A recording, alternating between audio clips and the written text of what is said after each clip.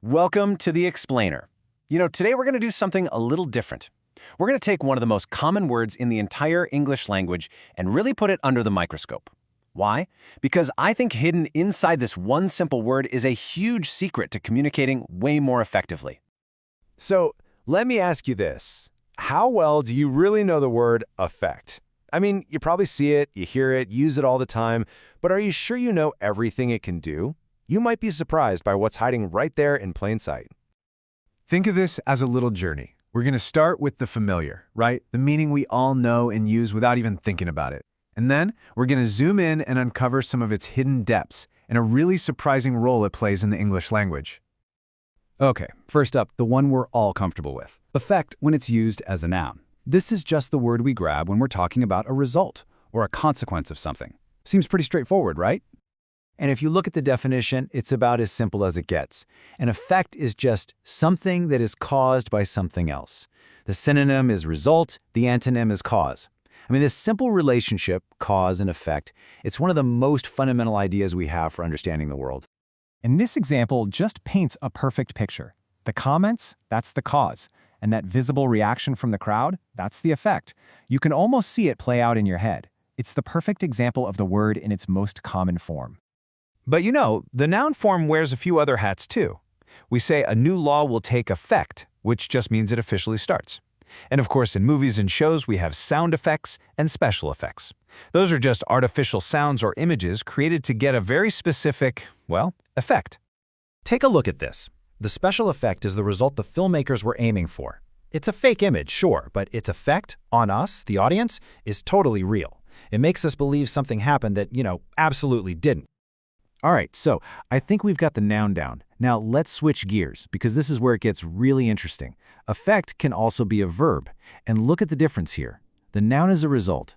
The verb is all about causing a result. See that? It's a subtle but really powerful shift from being passive to being active. So let's dive into affect as a verb. Now this is a little less common, and it sounds a bit more formal, for sure. But it's a word that really signals intention and action. It's not about a result just happening, it's about someone actively making it happen.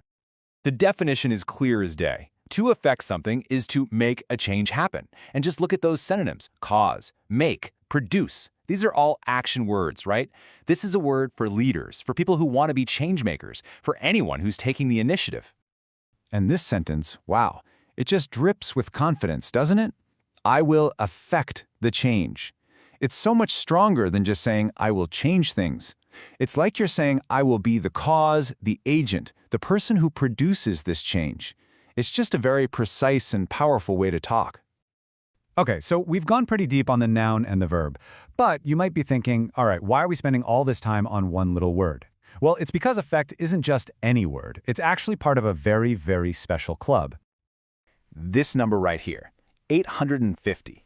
This is the secret we've been building towards. This number is the reason why understanding a word like affect so deeply is like finding a key that can unlock much clearer communication for you. So that number, 850, it refers to a list of words in something called Basic English. It's a foundational set of words that are considered absolutely essential for communicating pretty much any idea you can think of. And guess what? Affect is on that list. But wait, it gets even better. Affect isn't just on the Basic English list. It's also on the academic vocabulary list, which makes it critical for anyone in higher education. And it's also one of the 1,000 most common headwords in the whole language. This word is a linguistic powerhouse. It's essential for everything from just chatting with friends to writing a complex academic paper. So what does this all actually mean for you? Well, it means that mastering these so-called simple words is one of the most powerful things you can do to get your ideas across. It's not about learning more words, it's about knowing the right words more deeply.